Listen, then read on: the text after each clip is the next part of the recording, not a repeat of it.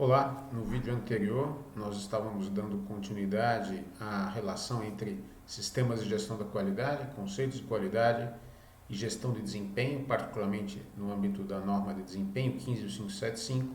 Terminamos falando na necessidade de integração entre as várias funções normalmente associadas a distintas etapas do empreendimento.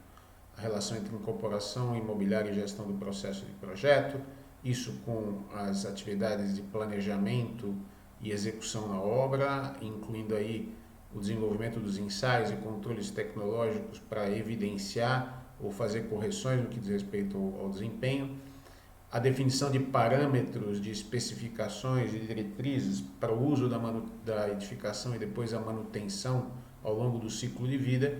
Enfim, ressaltávamos a importância dessa integração, assim como a gente já tinha falado antes, da necessidade de que as disciplinas de projeto, particularmente a arquitetura e as engenharias, trabalhem juntas de uma maneira integrada desde os momentos iniciais de concepção do empreendimento. Então, quando a gente pensa nessas soluções integradas, quer seja pensando estritamente no âmbito dos projetos, ou seja, dentro do que a gente está chamando aqui de gestão do processo de projeto, ou quando a gente está pensando no projeto inserido no empreendimento como um todo, nós estamos usando conceitos de gestão do processo de projeto, design management, que vão ter que estar incorporados nos sistemas de gestão da qualidade para garantir e priorizar essa integração no âmbito do que a gente chamava de engenharia simultânea.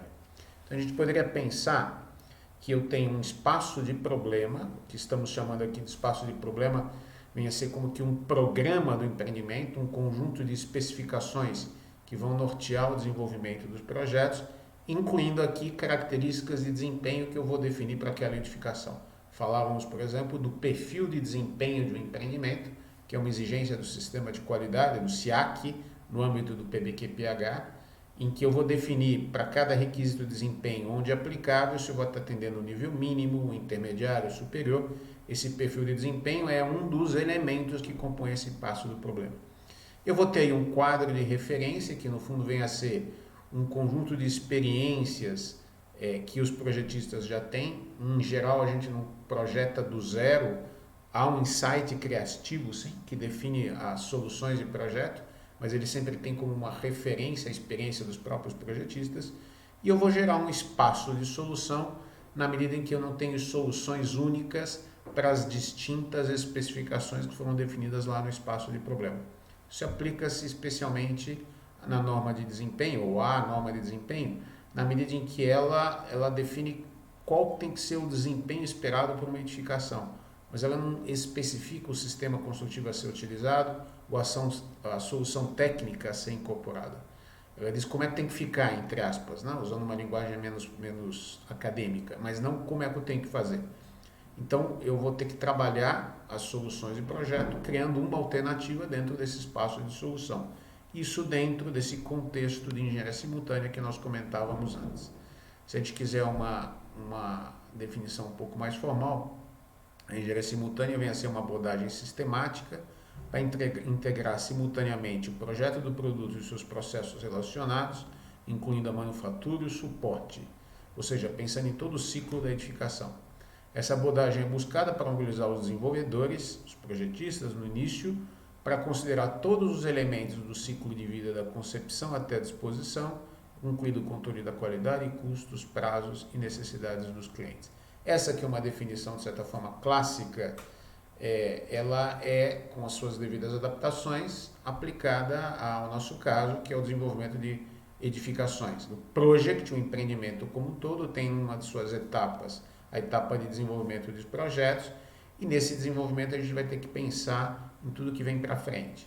A etapa de execução, pensando em alternativas para otimizar os sistemas construtivos, a execução desses sistemas, que a gente chama de construtibilidade, as condições de uso e operação, enfim, como a gente já falou amplamente, estou aqui insistindo nos conceitos.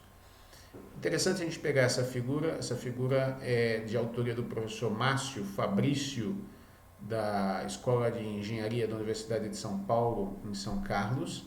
Eu estou usando com autorização essa figura, que é clássica dele, que fala exatamente de todas as interfaces que a gente tem ao longo do ciclo de desenvolvimento do produto, do projeto, num empreendimento.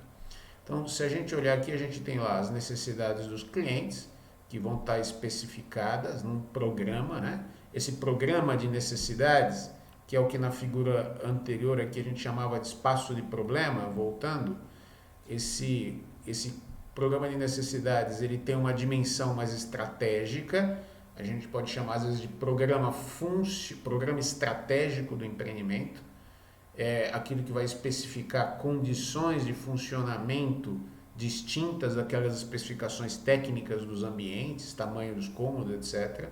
Isso se desdobra num programa de necessidades e esse alimenta a equipe de projeto. E aqui vocês veem uma relação que a gente está trabalhando de maneira integrada entre a arquitetura e as engenharias nas várias fases de desenvolvimento do projeto. Eu posso pensar, por exemplo, num estudo preliminar ou num projeto conceitual. A gente pode pensar nos projetos básicos, depois no detalhamento das especialidades de projeto e nas soluções de interface entre as mesmas. Então aqui eu estou falando do desenvolvimento desses projetos. Antes desses projetos chegarem à obra, é comum que a gente pense e isso está incorporado no desenvolvimento desses projetos, em projetos voltados para manutenção. Então eu vou entrar aqui com as características de manutenabilidade que eu vou incorporar ao projeto, aspectos de eficiência energética, projetos voltados para a produção nos canteiros de obra, e aí eu vou ter assistência desses projetos à obra e finalmente lá na frente, quando o usuário já estiver utilizando a edificação, a gente vai fazer uma avaliação do desempenho que eventualmente retroalimenta o processo. O que a gente está querendo insistir que essas abordagens têm que ser necessariamente integradas.